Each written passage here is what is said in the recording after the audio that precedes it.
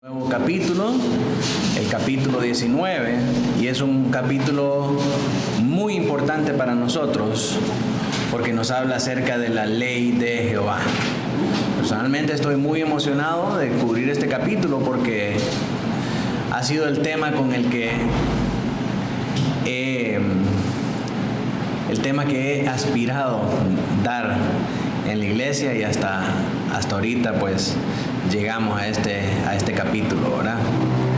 Vamos a orar antes de comenzar. No sé si ya estamos grabando, Robert.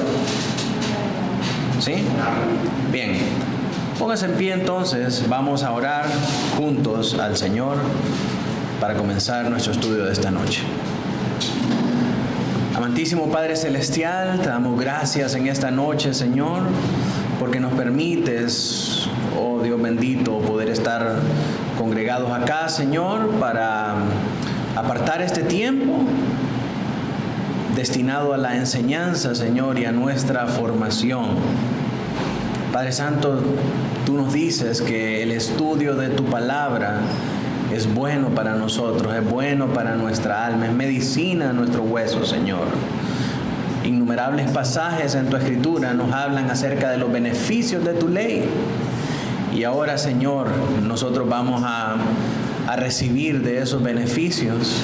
Y te pedimos, Dios mío, que puedas abrir nuestras mentes y nuestros corazones para que puedan ser transformados con tu ley, de manera, Señor, que podamos cumplirla diligentemente y que podamos, Señor, caminar conforme a lo que tú has mandado en tu palabra.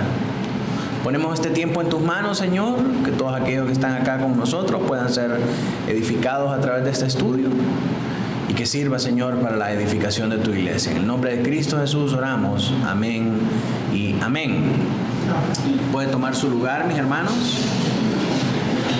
Como es costumbre, vamos a ver primeramente un bosquejo de cómo está dividido este capítulo 19. El capítulo 19 consta de 4 partes, tiene 7 párrafos y está dividido en 4 partes que nos ayudan a nosotros a entender cómo el papel que juega la ley del Señor en la vida del creyente. Pero antes de quizás incluso comenzar la lección, quisiera preguntarles cuántos de ustedes leyeron o tuvieron la oportunidad de leer Éxodo 20. ¿No? Bueno, algunos pocos. Vamos a hacer eso primero. Vamos a leer Éxodo 20, los 10 mandamientos, para que sepamos el contexto de dónde viene este capítulo. Abramos nuestras Biblias en Éxodo 20, que es la escena en donde Dios le da a Moisés las tablas con los 10 mandamientos. Dice Éxodo 20, sigue ahí la lectura con la vista. Y habló Dios todas estas palabras diciendo: Yo soy Jehová tu Dios, que te saqué de la tierra de Egipto, de casa de servidumbre. No tendrás dioses ajenos delante de mí. No te harás imagen de ninguna semejanza, de lo que esté arriba en el cielo, ni abajo en la tierra, ni en las aguas debajo de la tierra. No te inclinarás a ellas, ni las honrarás, porque yo soy Jehová tu Dios, fuerte, celoso, que visito la maldad de los padres sobre los hijos hasta la 3ª y 4ª generación de los que me aborrecen. Y hago misericordia a millares, a los que me aman y guardan mis mandamientos. No tomarás el nombre de Jehová tu Dios en vano, porque no dará por inocente Jehová al que tomare su nombre en vano. Acuérdate del día de reposo para santificarlo. 6 días trabajarás y harás toda tu obra, mas el 7º día es reposo para Jehová tu Dios. no hagas en él obra alguna, tú, ni tu hijo, ni tu hija, ni tu siervo, ni tu criada, ni tu bestia, ni tu extranjero que está dentro de tus puertas. Porque en 6 días hizo Jehová los cielos y la tierra, el mar y todas las cosas que en ellos hay, y reposó en el 7º día. Por tanto, Jehová bendijo el día de reposo y lo santificó. Verso 12. Honra a tu padre y a tu madre, para que tus días se alarguen en la tierra que Jehová tu Dios te da. No matarás, no cometerás adulterio, no hurtarás, no hablarás contra tu prójimo falso testimonio, no codiciarás la casa de tu prójimo, no codiciarás la mujer de tu prójimo, ni su siervo, ni su criada, ni su buey, ni su asno, ni cosa alguna de tu prójimo. Esos son, mis hermanos, los 10 mandamientos que generalmente es referido y es referenciado en el resto de la Escritura como la ley de Dios. Cuando hablan las epístolas del Nuevo Testamento acerca de la ley, se está refiriendo específicamente a los 10 mandamientos. Cuando habla el salmista acerca de la ley, habla acerca de los 10 mandamientos.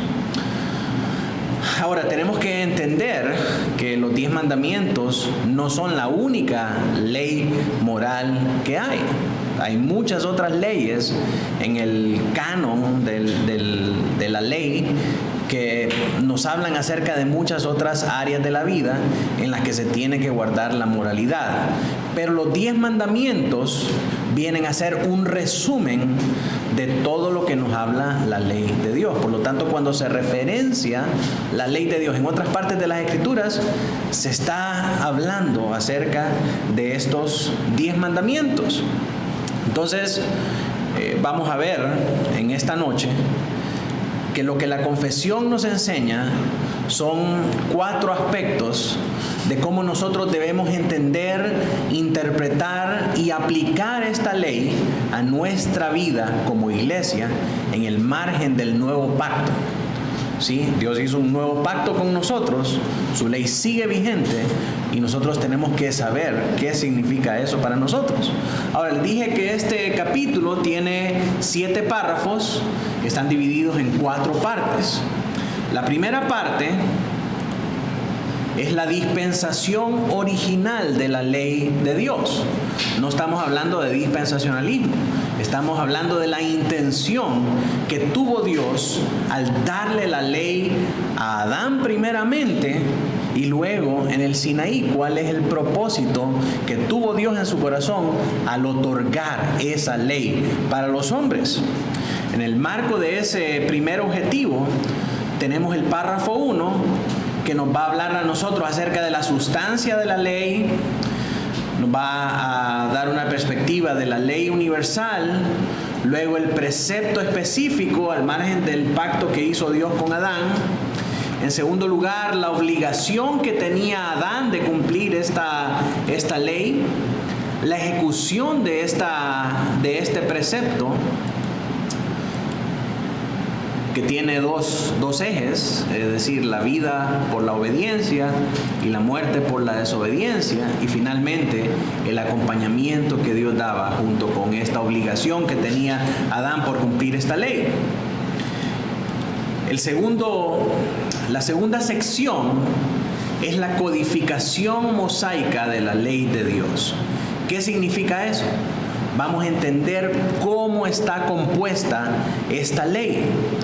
Hemos hablado anteriormente que en nuestra perspectiva de la ley comprendemos que tiene 3 divisiones, ¿verdad? Hablamos de esta ley moral, que son los 10 mandamientos, hablamos de una ley sacerdotal, hablamos de una ley civil que conformaba todo el compendio de leyes que Israel tenía que cumplir.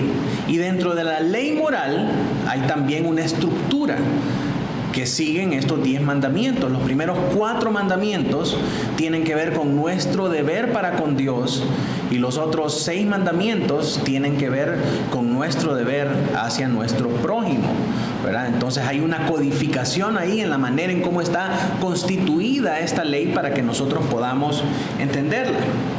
Así que este segundo punto de la codificación de la ley abarca el párrafo 2 y el párrafo 3. En el párrafo 2 vemos la repetición de la ley moral, el hecho de su reiteración, las circunstancias de su reiteración. En el párrafo 3, la adición de la ley ceremonial, el propósito de la ley ceremonial, la abrogación de la ley ceremonial, que fue la que el Señor Jesucristo abrogó cuando cumplió con todos los requisitos, ¿verdad? Y los ritos sacrificiales con su muerte y con su resurrección. El párrafo 4, vamos a ver la adición de la ley judicial o la ley civil, su antigua expiración y su aplicación moderna. Luego, en el tercer punto, miraremos la obligación inherente a la ley de Dios. Y esto abarca los párrafos 5, 6 y 7. En el párrafo 5 miraremos su duración permanente, su campo de aplicación, su elevada fuerza. Y el cuarto punto son las funciones especiales de la ley de Dios para los cristianos. En este cuarto punto vamos a ver las salvedades de estas funciones que se presuponen, y comenzamos con el párrafo 6 a ver la enumeración específica de esas funciones. El párrafo 6, en la segunda parte, la operación armoniosa de estas funciones. Finalmente, en el párrafo 7 vamos a ver el hecho de esta armonía y la explicación de esta armonía. Obviamente, a medida que vayamos desarrollando cada uno de estos párrafos, vamos a ir entendiendo de qué es lo que está hablando acá todas estas divisiones. En primer lugar, vamos a dedicarnos entonces en esta noche, no se los puse acá, pero vamos a dedicarnos en esta noche a ver el párrafo 1, ¿verdad? Cubriendo el primer objetivo de la dispensación original de la ley de Dios. Vamos a ver cuál fue el propósito de Dios para dar esta ley a los hombres. Primeramente con Adán y segundamente en el Sinaí. Y dentro de este párrafo vamos a ver la sustancia de la ley, vamos a ver la obligación de Adán para cumplir esta ley, la ejecución y el acompañamiento de Dios para el hombre. Pero antes de desarrollar todos los puntos que tiene este párrafo 1, quisiera darles un contexto histórico de por qué los editores de la confesión decidieron incluir este artículo y enseñar las cosas que enseñan en este artículo. Y en primer lugar, tenemos que entender que nuestra perspectiva de la ley de Dios viene de los puritanos. Nosotros explicamos la ley de Dios y la pertinencia en la vida del cristiano de la misma manera que le entendían los puritanos, que tiene una aplicación práctica en nuestro caminar diario con Dios. No es solamente una referencia en el Antiguo Testamento a lo que tenemos que hacer y que ahora el Espíritu nos lo revela, como lo presentan muchos antinominianos. Que acuérdense, en el capítulo anterior vimos que habían dos enemigos para la fe cristiana en ese momento: los antinominianos, que decían ya no hay ley, ya Jesucristo ya cumplió toda la ley, entonces no necesitamos nosotros mirar atrás a la ley del Antiguo Testamento. La ley está escrita en nuestros corazones y entonces está referenciada en el Sermón del Monte, ¿verdad? Así que ya no tenemos que ver atrás a esa ley antiguo testamentaria. Y luego tenemos los romanistas, que se basaban en la tradición, ¿verdad?, más que en la escritura. Los puritanos, sin embargo, rescatan esa perspectiva de que la ley era importante, que la ley estaba vigente y tenía que ser cumplida por cada cristiano. Y a pesar de que no tenemos la capacidad de cumplir con toda la ley, el Espíritu Santo nos capacita al margen de la nueva vida para poder cumplir con lo que Dios manda a los nuevos creyentes. Esa es la perspectiva que tenían los cristianos de la ley. Todas las leyes de los 10 mandamientos se aplican actualmente a nuestra vida. Y el problema es que si seguimos nosotros la carreta de los antinominianos dicen todas las leyes de ese decálogo de los 10 mandamientos se repiten en el Nuevo Testamento, menos el cuarto mandamiento, que es guardarás el día de reposo. Entonces para ellos el día de reposo no existe, porque día de reposo es cualquier día. Sin embargo, sabemos que no es así. El Señor dice, para que sepan, yo soy el Señor del día de reposo. Y desde toda la historia, la iglesia cristiana ha guardado, ha apartado, ha consagrado el primer día de la semana como el día de reposo. Entonces la perspectiva puritana rescata todo el valor de estos 10 mandamientos sin dejar ninguno por fuera. Todas las leyes que el Señor dio a su pueblo son importantes. Por lo tanto, nosotros como creyentes ahora tenemos que cumplir todas las leyes del Señor. Y a pesar de que los 10 mandamientos no contienen toda la ley moral, es un resumen y es un compendio de lo que contiene todo lo que es la ley moral. Ellos miraban en los 10 mandamientos un resumen de la ley moral y los deberes del hombre para con Dios y para con su prójimo. Algunos nos acusan, incluso ahora, hermanos, nos acusan de legalistas por sostener esta pertinencia de la ley moral en la vida cristiana. Para muchos cristianos, siquiera mencionar los 10 mandamientos en la vida actual de la iglesia, inmediatamente, automáticamente es legalismo, es sacar la bandera del legalismo. Sin embargo, tenemos que entender lo que es el legalismo. Viendo para atrás en la formación de las principales confesiones históricas del cristianismo, ninguno de los grupos cristianos que conformaron estas confesiones estuvieron en desacuerdo para sostenerla de la misma manera. Los congregacionalistas, los presbiterianos y los bautistas copiaron todos exactamente este capítulo que habla acerca de la ley moral sin cambiar ni una tilde ni una jota. Todos piensan lo mismo acerca de los 10 mandamientos. Todos están de acuerdo con esta perspectiva puritana. Porque la ley del Señor es importante para nuestra vida. Y ahí no había nada que discutir. En eso estamos todos de acuerdo. Entonces, no podemos ser legalistas. Tanto la Confesión de Westminster, Saboya y Londres presentan este capítulo exactamente igual. Ellos no le vieron ninguna necesidad de cambiar absolutamente nada a la manera en cómo ellos miraban la ley.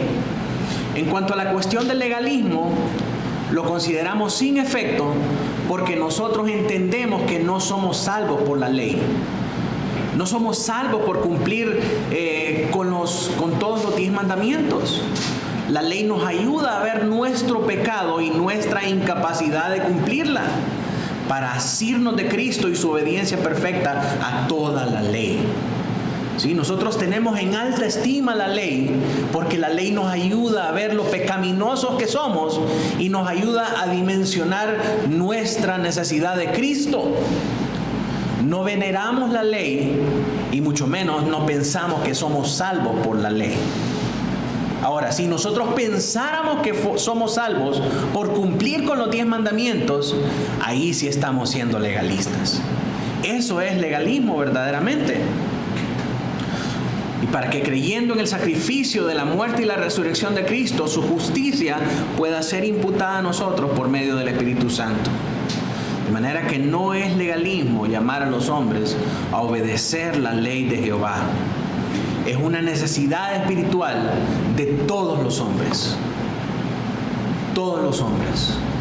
El hombre que se conoce como pecador a sí mismo puede reconocer el valor que hay en la ley para ayudarle a ver, primeramente, su pecado y, en segundo lugar, para valorar la necesidad de Cristo. Así que estudiar la ley, hermanos, es una necesidad imperativa para todos los hombres. Ahora, con eso en mente, sabiendo que eso es lo que está en tela de discusión cuando los editores de la Confesión redactaron este capítulo, vamos a entrar ahora sí al párrafo 1 de nuestra confesión. Si alguien me ayuda a leer. Dios dio a Adán una ley de obediencia universal escrita en su corazón y un precepto particular de no comer del fruto del árbol del conocimiento del bien y del mal, por lo cual le obligó a él y a toda su posteridad a una obediencia personal completa, exacta y perpetua. Prometió la vida por su cumplimiento de la ley y amenazó con la muerte su infracción, y le dotó también del poder y la capacidad para guardarla. Amén. Una vez más, Dios dio a Adán una ley de obediencia universal escrita en su corazón. Ahora, cuando pensamos en esto, ¿en qué momento le dio Dios la ley? Cuando hablamos de la ley, recuérdense, es una referencia a los 10 mandamientos. ¿En qué momento le dio Dios a Adán esa ley? ¿Sí? Esta ley universal viene o tiene un origen desde la creación. No es algo que comenzó en Sinaí. Si consideramos esto, la ley del Señor entonces comienza desde el día 1 de la creación. Vamos a ver el momento en que Dios puso esa ley en el corazón de Adán. Pero entonces, si esto es así, la ley moral de Dios tiene una importancia mucho más trascendente porque data desde el huerto, no desde el Sinaí. Hay un impacto de obra, entonces. Exactamente. De eso vamos a hablar cuando miremos la ejecución de cómo se llama, en el precepto específico que Dios le da a Adán. Ahí ya estamos hablando del pacto de obras, ¿verdad? Pero la ley universal comienza desde el día 1 de la creación. Y vamos a ver qué significa eso. Luego le da un precepto en particular de no comer del fruto del árbol del conocimiento del bien y el mal, por lo cual le obligó a él y a toda su posteridad, es decir, a todos los que vendrían después de él, a una obediencia personal completa, exacta y perpetua. Prometió la vida por su cumplimiento de la ley y amenazó con la muerte su infracción, y lo dotó también del poder y la capacidad para guardarla. Vamos a ir paso a paso viendo cada uno de estos enunciados. En primer lugar, dijimos que vamos a hablar de la sustancia de esta ley. Dice la confesión: Dios dio a Adán una ley de obediencia universal escrita en su corazón. ¿En qué momento sucedió eso? En Génesis 1:27. Robert, si me ayuda a leer ahí. Y creó Dios al hombre a su imagen, a imagen de Dios lo creó, varón y hembra lo creó. Cuando vemos acá esta frase, que Dios creó al hombre a imagen de Dios, en ese momento es cuando Adán recibe esa ley moral de Dios, ese carácter moral de Dios perfecto y santo. Ser hecho a la imagen de Dios, mis hermanos, no significa que se parecía a Dios, que Dios así es, entonces así hizo Adán. Dios es un espíritu, Dios no tiene cuerpo. Entonces Adán no se parece a Dios físicamente. Ahora, si Dios tuviera un cuerpo, se pareciera a Adán, ¿sí? Pero ser creado a imagen de Dios significa que Adán es una copia en físico de lo que Dios es. Por lo tanto, el carácter moral, la santidad, la perfección, todo lo excelente en Dios estaba presente en Adán, pero de una forma física. Por eso es que cuando Dios se encarna, se encarna en forma de hombre. ¿Sí? Porque la imagen de Dios es una representación física de lo que Dios es. No es que Dios tiene ese aspecto, sino que si Dios tuviera un cuerpo, sería así, como los hombres. Pero se refiere específicamente a todo el carácter moral y a todo lo que Dios es. ¿Me explico? Entonces, en el momento en que Adán es creado a la imagen de Dios, en ese momento Dios pone la ley en su corazón. Si Adán jala al ser creado todo lo que Dios cree, todo lo que Dios es. Y no ha habido otra creación tan perfecta como Adán, porque fue creado a la imagen y semejanza de Dios. Significa que él era la representación física de Dios y albergaba en sí mismo el carácter moral de Dios.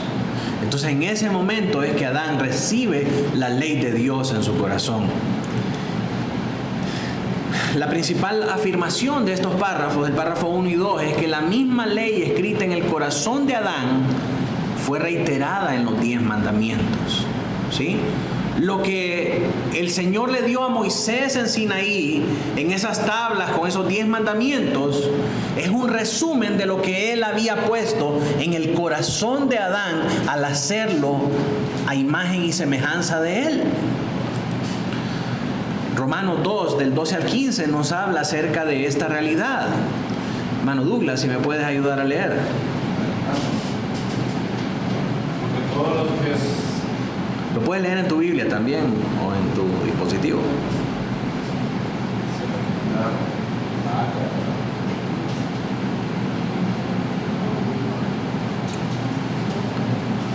Romanos 2, 13. 12, 14 y 15. Romanos 2, 12, 14 y 15. 12, 14, 15. Sí. De todos los que sin ley han pecado, sin ley también perecerán. Y todos los que bajo la ley han pecado, por la ley serán juzgados. Porque no somos oidores de la ley los justos ante Dios, sino los hacedores de la ley serán justificados. Porque cuando los gentiles que no tienen ley hacen por naturaleza lo que es de la ley, estos, aunque no tengan ley, son ley para sí mismos. 15. Mostrando la obra de la ley escrita en sus corazones, dando testimonio su conciencia y acusándoles o defendiéndoles sus razonamientos. Sí, aquí vemos entonces lo que pasa con las generaciones después de Adán. Dice, todos ellos tienen la ley en sus corazones y la ley los acusa y sus conciencias dan testimonio y defienden o acusan sus razonamientos. La ley que fue escrita en el corazón de Adán continuó estando vigente en toda su posteridad, tanto antes como después de la caída. Todos los hombres tuvieron esta ley que el Señor imprimió en sus corazones. Claro, llega un punto en que el pecado obstaculiza tanto esa ley que somos incapaces de escucharla, de creerla y de hacerla relevante en nuestras vidas. Vamos a explicar un poco lo que dice este versículo 12. En la primera parte del versículo vamos a ver que Pablo afirma que los que están sin ley pecan y perecen. Esto levanta la pregunta entonces, ¿cómo pueden pecar los hombres y aún perecer si no tienen ley? Si no tienen un conocimiento de la ley. Está escrita en sus corazones, pero ellos no están conscientes de ella. ¿Cómo pueden saber que están pecando si no están conscientes de esa ley? La cuestión general, desde luego, es que la justificación de Dios para castigar a hombres que nunca poseyeron, la cuestión general es, desde luego, la justificación de Dios para castigar a hombres que nunca poseyeron una revelación especial. ¿Qué quiere decir esto? Que la manera en que nosotros podemos conocer la ley de una manera amplia y suficiente no es solamente a través de la revelación general, es decir, la revelación de lo que vemos nosotros en la naturaleza.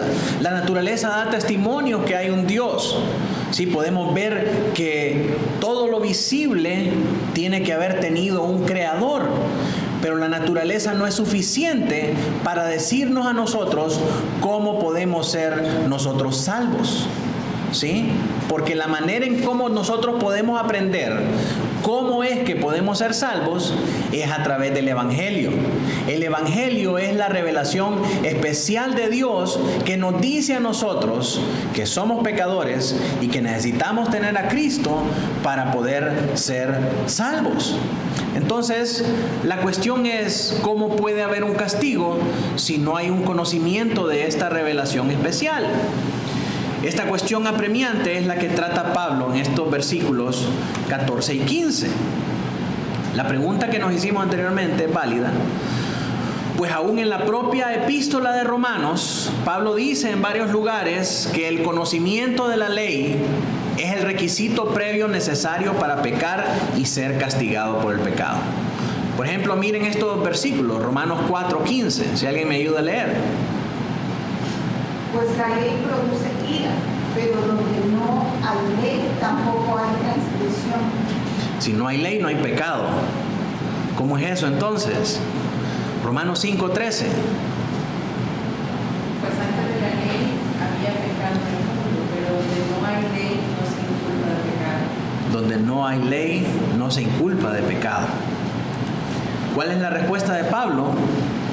Estos son la ley para sí mismos. ¿Por qué? Porque tienen la ley en sus corazones. Esta afirmación habla de la realidad de su confrontación con la ley de Dios. Los gentiles son a sí mismos o para sí mismos la ley. La ley es suya por naturaleza. Está escrita en su conciencia, nos dice el verso 15. John Murray nos dice lo siguiente: la ley de Dios los confronta y se graba a ella misma en sus conciencias sobre la base de lo que ellos son nativa y constitucionalmente. Ningún hombre puede poner como excusa y alegar ignorancia de sus pecados, porque aunque no tienen ley, ellos en su corazón saben lo que es malo delante de Dios. Y mucho antes de la propagación del Evangelio, ya los hombres eran conocedores de la maldad, ya los hombres eran conocedores del sistema de sacrificios y de la manera por la cual ellos podían venir a Dios. ¿Por qué? Porque Dios se lo reveló a Adán. Dios se lo reveló a Adán. Dios puso la ley en el corazón de Adán y también le dio a los primeros hombres la promesa de la salvación a través de la simiente. Así que el plan de redención ya estaba manifiesto desde antes de la creación, desde antes, de que el Evangelio llegara a su plena exposición. Todos los hombres tienen la ley en sus corazones y este es el punto de Romanos 1. Nadie está sin excusa para decir no hemos conocido la verdad de Dios, porque la verdad de Dios ya ha sido revelada en la naturaleza de lo que los hombres son. Ellos tienen la ley en sus corazones. Por lo tanto, sus corazones, su conciencia los acusa de los pecados que ellos cometen. Por eso dice Pablo que ellos son para sí mismos la ley, porque ellos mismos en sus conciencias dan testimonio acerca de sus pecados. Si los paganos salvajes están en posesión de la ley de Dios, esto solo puede ser porque la ley fue escrita en el corazón de Adán en la creación y no ha sido borrada ni aún por la caída. Aún después de la caída, la ley seguía escrita en los corazones de los hombres. ¿Sí? las cosas se vuelven engorrosas cuando la ciencia intenta persuadirnos de que hubo civilización antes que Adán y que esta civilización que nació de peces y de otras especies no tuvieron este privilegio que tuvo Adán de ser creado a la imagen y a la semejanza de Dios. Pero realmente Adán fue el principio de la creación de Dios, fue el primer hombre. Por lo tanto, desde el primer hombre, Dios ya escribió la ley en los corazones de los hombres, y asimismo les dio también a conocer la promesa de la simiente. También habla de la identidad de esa ley con la que los hombres, con la que los paganos se ven confrontados cuando cometen pecados, y su conciencia les da testimonio acerca de esos pecados. ¿Cuál es la identidad de esa ley? Es evidente por el versículo 12 que la ley de la que Pablo está hablando es la ley de Dios, la ley moral de Dios.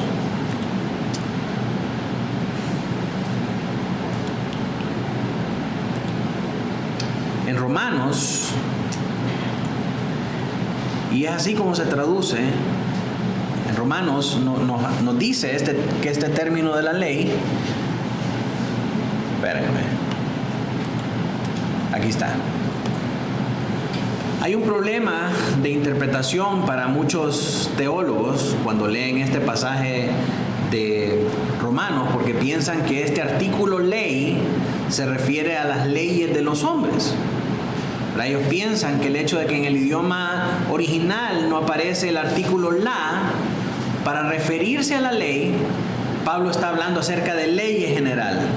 O sea, los hombres no tienen leyes generales, leyes normales de su sociedad. Evidentemente, no es el caso acá. El término ley sin el artículo determinado se refiere frecuentemente a la ley de Dios, y así nosotros vamos a encontrar que en toda la epístola de Romanos se traduce de esta manera. Lo vemos en Romanos 2:13, 25, en Romanos 7, 25, en Romanos 13 del 8 al 10. Todos estos casos hablan de esta ley, y a lo que se refiere es a los 10 mandamientos. No se refiere a un concepto abstracto de ley. No está hablando acerca de leyes de los hombres. Cuando Pablo dice aquí en el versículo 14 que los gentiles no tienen ley, no quiere decir que estén sin ley en un sentido general. Ellos tenían muchas leyes. Tenemos varios ejemplos, como la ley del talión, el código Hammurabi, las leyes de los mayas, de los aztecas, de los toltecas, de los chichimecas y todas esas civilizaciones precolombinas. Todos ellos tenían leyes sacerdotales, tenían leyes civiles, tenían leyes de todo tipo. Ya sabían de impuestos incluso. Entonces el problema no es que no tenían leyes, sí tenían leyes. El problema es que carecían precisamente de la ley escrita de Dios. Finalmente, los versos 14 y 15 nos afirman a nosotros claramente 2 veces que la ley con que los gentiles estaban confrontados era la ley de Dios. La ley que afectaba a los paganos, que condenaba sus conciencias, que daba testimonio a sus corazones, es la ley de Dios. El versículo 14 expresa que hacían lo que era por naturaleza, lo que es de la ley. Y el versículo 15 nos dice, la obra de la ley está escrita en sus corazones. ¿Cómo sabían los mayas que había que hacer sacrificios y que tenía que haber derramamiento de sangre para purificar una vida? Estaba escrito en sus corazones. Era prácticamente un instinto de nuestra naturaleza. Entonces hacían lo que era de la ley. Así que definitivamente cuando hablamos de la ley, estamos hablando de todo lo que expresan estos 10 mandamientos. Esta frase indica claramente que la ley de Dios, que fue entregada a Israel en el monte Sinaí, específicamente estos 10 mandamientos, son de los que Pablo está hablando acá. De hecho, en toda la epístola a los romanos, el término ley se refiere específicamente a los 10 mandamientos. No se refiere a ninguna otra ley. Y así, al afirmar que los gentiles están en posesión de la ley, Pablo nos enseña, hermanos, que existe una identidad sustancial entre los 10 mandamientos y lo que llama acá la ley de Dios, escrita por creación en el corazón de Adán y todos sus descendientes. Así que esa ley universal, esa ley moral de Dios, fue lo que Dios escribió en el corazón de Adán, y esa ley fue conocida a toda su descendencia, aún después de la caída. Después de la caída, los hombres seguían teniendo esa ley en sus corazones. De esta manera es como las civilizaciones antiguas sabían que había un Dios, que era un Dios todopoderoso, un Dios sobre todos los dioses, que gobernaba todo lo que sucedía y que ese Dios podía darnos salvación. Ahora, el problema de por qué ellos no adoraron ese Dios se trata en Romanos 1. Dice que ellos cambiaron a Dios por adorando más a su creación, ¿verdad? Le dieron veneración a los cuadrúpedos, a las aves, a todos los animales que se arrastran, alabando más a la creación que al Creador. Ahí es donde se perdió todo. Ellos suprimieron la verdad de Dios con la necedad de sus corazones. Y nos dice ahí todo ese pasaje de Romanos 1, que cambiaron el uso natural de su cuerpo, hicieron muchos vejámenes, negando la gracia que Dios había revelado a ellos. Ahí es donde realmente se encuentra la debacle del hombre.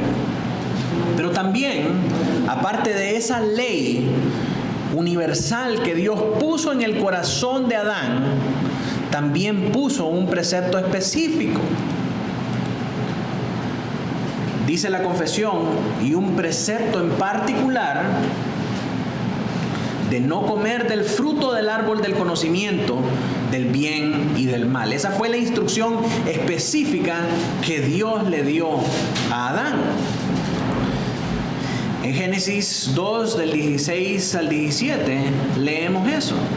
Martita, si me puede ayudar a leer. Génesis 2, 16, 17 dice: y mandó Jehová Dios al hombre, diciendo: de todo árbol del huerto podrás comer, mas del árbol de la ciencia del bien y del mal no comerás, porque el día que de él comieres, ciertamente morirás.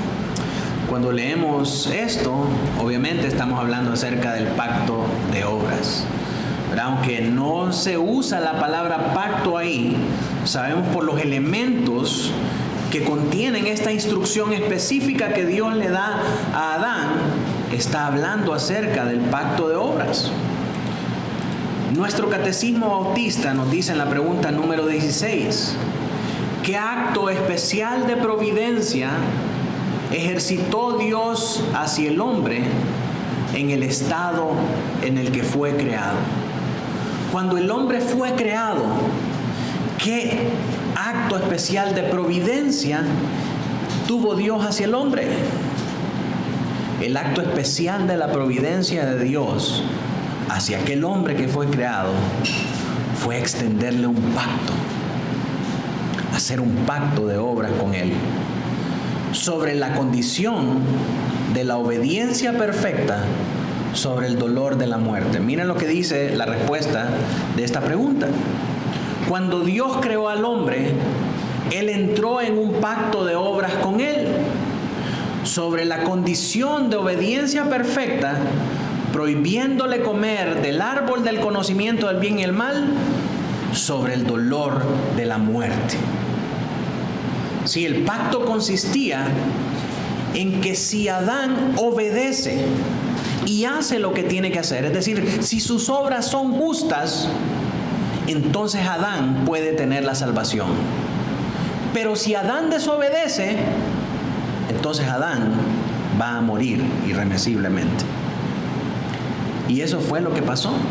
Dios le dio ahí en ese momento particular de la historia de la creación la oportunidad al hombre que demostrara que podía salvarse por sus obras. Ahí era donde tenía que mostrar que sus obras podían ganarle la salvación. Y entonces tan pronto como tuvo la oportunidad, el mejor de los hombres la desperdició, falló, la perdió. Entonces por eso ningún hombre puede alcanzar la salvación por medio de sus obras. Ahora, ¿cuál era la obligación que él tenía al margen de ese pacto? Dice la confesión, por lo cual le obligó a él y a toda su posteridad, es decir, a todos los descendientes por generación ordinaria que vinieron después de Adán, a una obediencia personal completa, exacta y perpetua. La obligación de Adán en el huerto era obedecer las instrucciones del pacto de Dios, y su obediencia perfecta le traería salvación. Obedecer perfectamente le iba a ganar a Adán esa salvación. A esto se le llama pacto de obras, porque ese era el único pacto en el que los hombres podían, en el que las obras del hombre podían salvarlo. Solamente ahí, y en el margen de ese pacto, sus obras podían salvarlo. Romanos 10:5, ¿qué nos dice? Si me ayuda Carlota a leer. Porque de la justicia que es por la ley, Moisés escribió así, el hombre que se haga estas cosas vivirá por ellas. El hombre que haga estas cosas vivirá por ellas. Está hablando el hombre que redactó esas tablas de los 10 mandamientos, ¿verdad? Y dice, el hombre que haga estas cosas, refiriéndose a la ley, refiriéndose a los 10 mandamientos, vivirá por ellas. Y eso era lo que estaba contenido en ese pacto de obras. Las obras probaron ser insuficientes para salvar al hombre.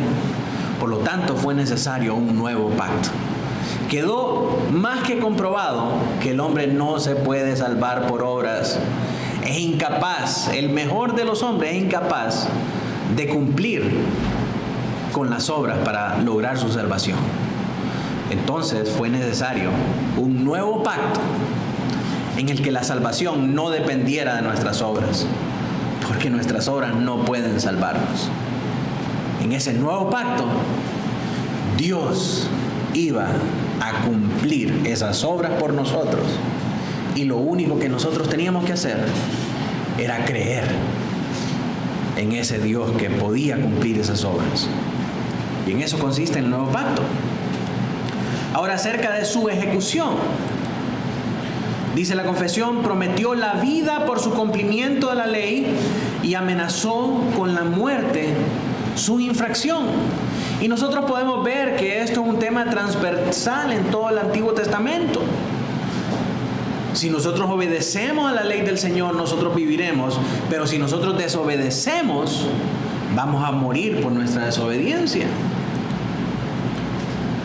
Básicamente, consistía en vida por la obediencia y muerte por la desobediencia. Deuteronomio 11, 26 al 28. Lucas, ayúdame a leer ese pasaje.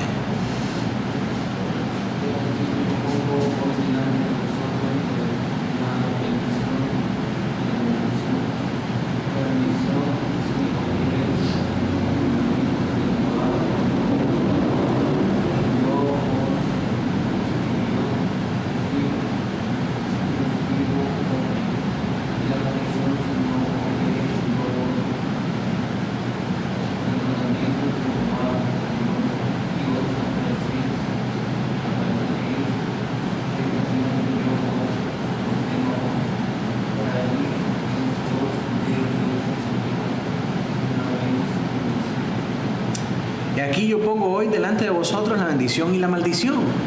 La bendición, si oyeres los mandamientos de Jehová vuestro Dios, que yo os prescribo hoy, y la maldición, si no oyereis los mandamientos de Jehová vuestro Dios, y os apartareis del camino que yo ordeno hoy, para ir en pos de dioses ajenos que no habéis conocido. Esta es la misma premisa que Dios pone delante del pueblo. Si obedeces, vivirás. Si desobedeces, morirás por tus pecados. Así que en la ejecución de este pacto, estas eran las condicionantes. Finalmente, el acompañamiento. Dice la confesión, le dotó también del poder y la capacidad para guardarla. Cuando Adán fue creado a la imagen de Dios, con toda su santidad, con toda la sabiduría y con todo el carácter moral, Adán tenía la capacidad para obedecer. Por cuanto estaba hecho a la imagen y semejanza de Dios, él podía haber cumplido con las condiciones de ese pacto.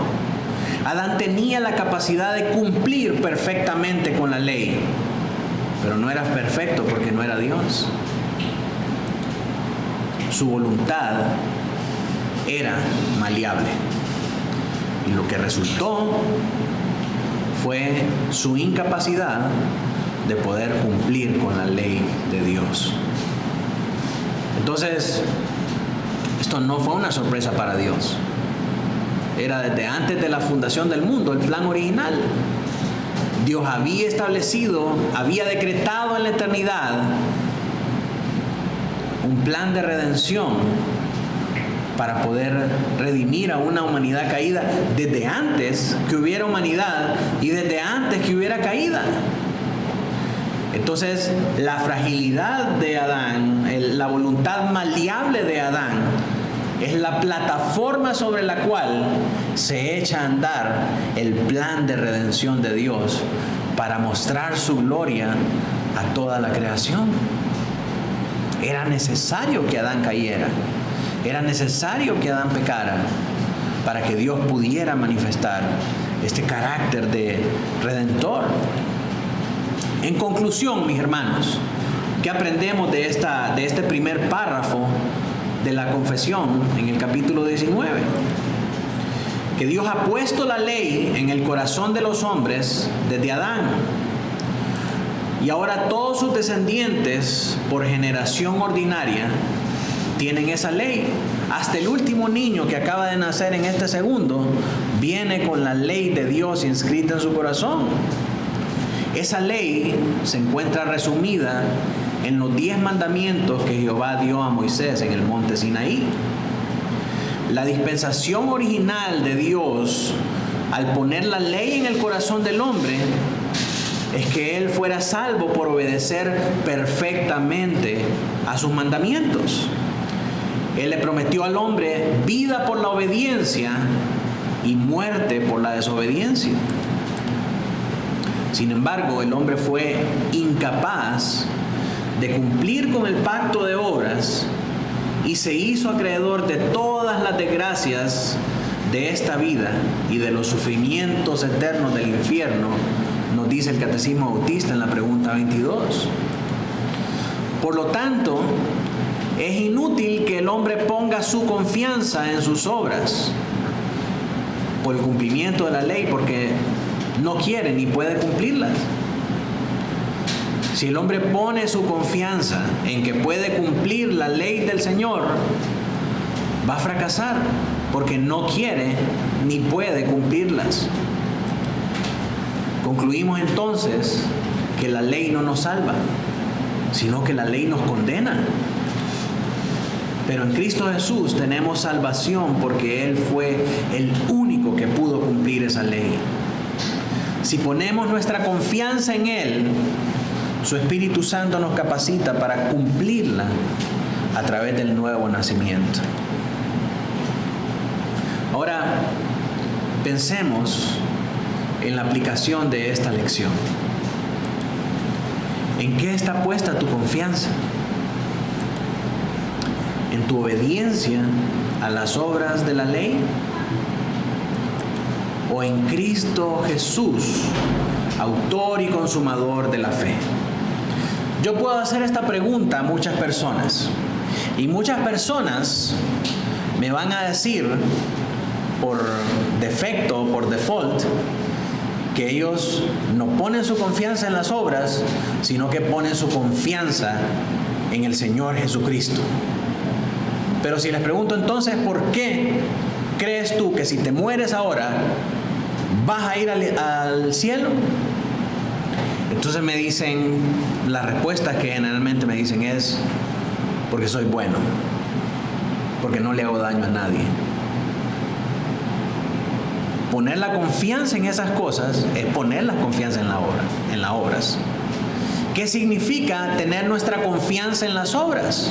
Significa que nosotros pensamos que somos salvos porque nos portamos bien, porque no hacemos nada malo, porque pagamos impuestos, porque somos buenos vecinos, buenos ciudadanos, porque nos congregamos en una iglesia, porque leemos la Biblia, vamos al día con el plan de lectura, porque tenemos un devocional, venimos al discipulado, venimos el domingo, no fallamos ningún domingo. Cualquiera de esas cosas es poner nuestra confianza en las obras. En las obras. Esas obras no tienen la capacidad de salvarte. ¿Sí? Nada de lo bueno que usted haga lo puede salvar. Esas obras que usted hace son un resultado, espero yo, de la nueva vida en Cristo. Pero si no son así, solamente son un esfuerzo personal de nosotros por hacer lo que es bueno y por proyectar una careta de buen cristiano, entonces esas buenas obras, dice Isaías, que son trapos de inmundicia. Pero si usted me dice que tiene su confianza en el Señor Jesucristo, significa que usted descansa tranquilo en que es Cristo Jesús quien es el dueño de su vida, de su salvación, y quien pagó por usted para que usted pueda estar en el cielo. Como resultado de eso, entonces usted ahora hace buenas obras. Sí, de hecho, no puede existir salvación sin obras. Si es salvo, necesariamente tiene que estar haciendo estas buenas obras. Si me dice soy salvo pero no hace buenas obras, entonces yo dudaría si verdaderamente es salvo. Entonces, nuevamente, ¿en quién tienes puesta tu confianza? ¿En las obras o en el Señor Jesucristo? Si te mueres ahora, ¿por qué debería el Señor permitirte acceso al cielo? ¿Por qué debería el Señor permitirte entrar al cielo?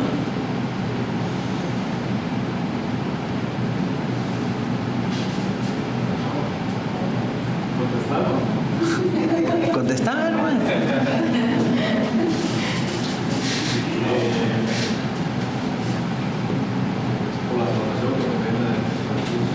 Amén.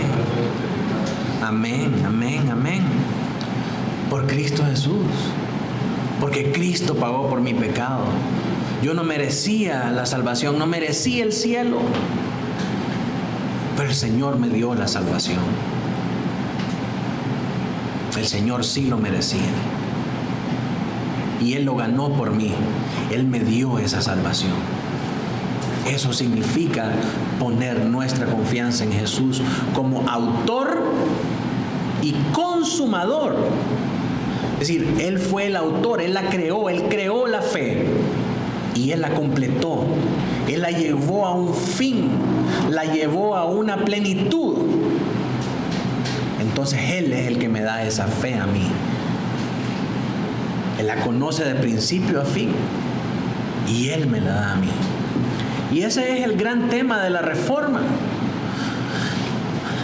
La salvación por la fe y no por las obras. Y en realidad, al final del día, mis hermanos, en el mundo solo hay dos religiones.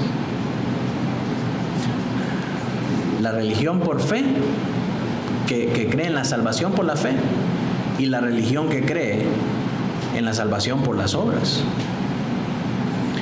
Budismo, Islam, Bahá'í, todas esas religiones son salvación por obras.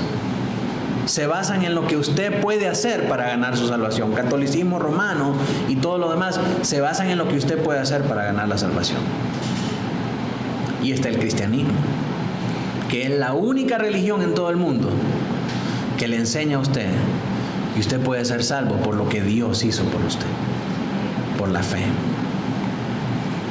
Así que, como consideraciones finales, si tu confianza está en tu obediencia a la ley, tu final será de condenación eterna, porque ningún hombre puede cumplir con la ley.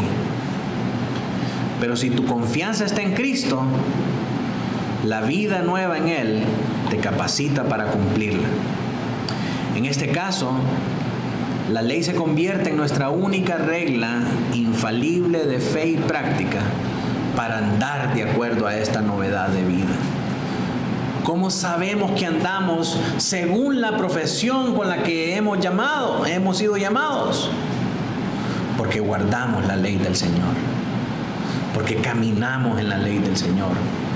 El salmista dice en el Salmo 119, verso 126, creo que, ¿verdad? Lámpara es a mis pies tu palabra y lumbrera a mi camino.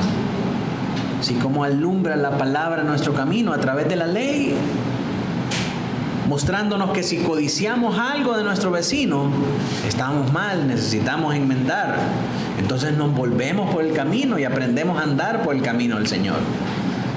Pero esa apreciación de la ley solamente se puede tener a la luz de la nueva vida en Cristo. Para la nueva criatura, la ley no es una imposición, es la norma de vida, es la regla de fe y práctica infalible. Es en lo único que podemos confiar nosotros, que es verdad y que nos puede sostener en el camino del Señor. Eso es para el creyente. Para el que no es creyente, es una pesada carga de reglas que tenemos que obedecer. Y no es eso lo que Dios tenía en mente cuando nos dio su ley. Amén. Bien, mis hermanos, por hoy nos quedamos acá. Vamos a terminar orando para terminar con este tiempo. Oremos al Señor. Padre nuestro que estás en los cielos, te damos gracias por tu palabra. Gracias, Señor, por tu ley que has puesto en nuestros corazones, Señor. Gracias, Padre, porque por ella podemos saber las cosas malas y perversas que hay en nuestros corazones y podemos estar apercibidos de la necesidad que tenemos de ti, Señor. Ayúdanos, Padre, por medio de tu Espíritu Santo, a jamás pensar, Señor, que podemos ganar nuestra salvación, que podemos ganar algún favor o una supererogación, Señor, por el cumplimiento de tu ley. Permite que nunca nos olvidemos, Señor, de que es por lo que tú hiciste en la cruz del Calvario, Señor, que podemos ser salvos. Y es por esa salvación, Señor, que ahora podemos apreciar la grandeza, la maravilla y lo hermoso de tu ley. Ayúdanos, Señor, por medio de tu Espíritu Santo, a guardarla en nuestros corazones, a cumplirla, Señor, y a caminar de acuerdo a lo que ella nos establece, Señor. En el nombre poderoso de Jesús oramos. Amén y amén. Gloria al Señor, mis hermanos. Ya terminamos de grabar.